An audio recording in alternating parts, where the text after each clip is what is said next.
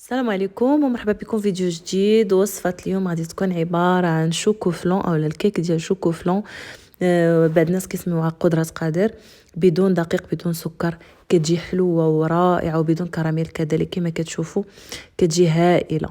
اول مرحلة غادي ناخذ مول كما كان، غادي نضيف ليه 3 المعالق كبار ديال العسل. كما كتشوفوا انا كنخدم بلا غيش دوغ، زوين وصحي. غادي نديرو في قاع المول وغنحاول ندري واحد شويه ديال الكاكاو المر ونخلط كيما هكا ونحطو جانبا. دابا الطبقه الاولى غادي ندير فيها مبشور حامضه،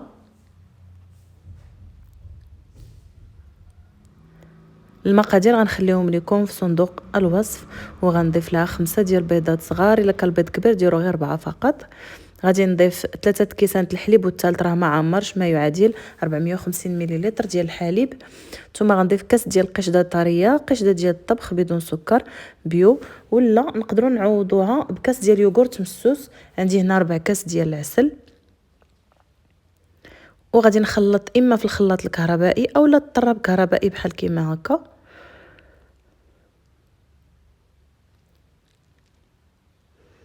من بعد ما كنحسوا بالبيض راه انسجم مزيان مع الحليب والقشده، يعني دابو مزيان، غادي نصبوه فوق هذاك الخليط ديال العسل غير بشويه. كما كتشوفوا انا تكفح لي واحد شويه في الوسط، ما كاين باس يعني. وغنعاودو نحضروا في نفس البول، نحضروا الخليط الثاني اللي هو مبشور حامضه، خليط ديال الكيك اللي غيكون بدون دقيق، تيجي هائل فقط ب10 ديال المعالق ديال الكوك مطحون. تقدروا تعوضوهم بدقيق الشوفان حتى هو كيجي زوين. انا كمتوفر ليا جوز الهند وحضرت به.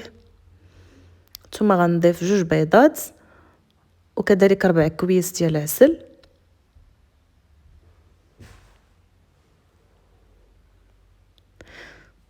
ثم غادي نضيفو كاس ديال يوغورت مسوس، تقدروا تعوضوه بكاس ديال الحليب.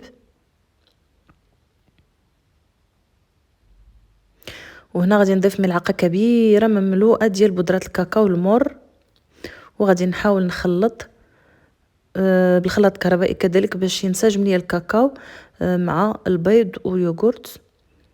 ثم غادي نمسح الجوانب يعني باش ما نخليش الكاكاو في الجوانب ديال البول. وغادي نضيف نص كاس ديال الزبده مذوبه تدريجيا وانا كنخلط. وغنضيف 10 ملاعق ديال الجوز الهند اللي طحنته قبل، تقدروا تحمروه عاد تخدموا به كيجي افضل.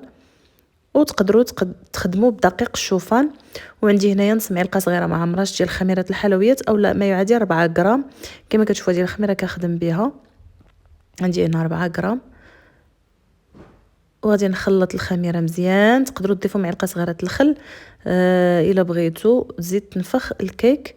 وغادي نبدا نضيفو بهذه الطريقه فوق من الخليط الاول، راه فاش كيطيب راه كيطلع الكيك الفوق والفلون كيبقى لتحت في الفران.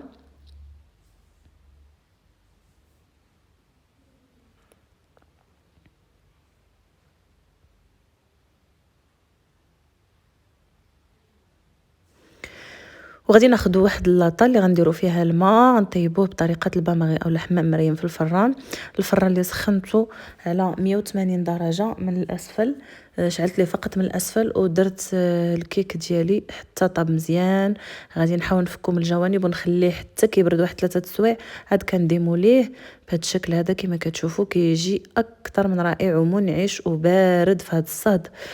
نتمنى انكم تجربوه وتبارطاجوه مع الاحباب والاصدقاء ديالكم باش تعمل فائده.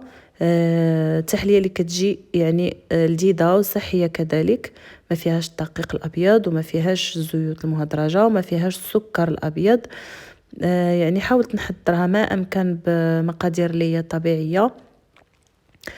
وهذه هي كانت النتيجه اكثر من رائعه. كما كتشوفوا راه كيجي الفلون واقف، وكذلك حتى الكيك كيجي لذيذ بزاف وكيتواتى مع الشكلاط مع جوز الهند مع قشور حامض، جاء اكثر من رائع في المذاق. شكرا على المشاهده، الى فيديو اخر.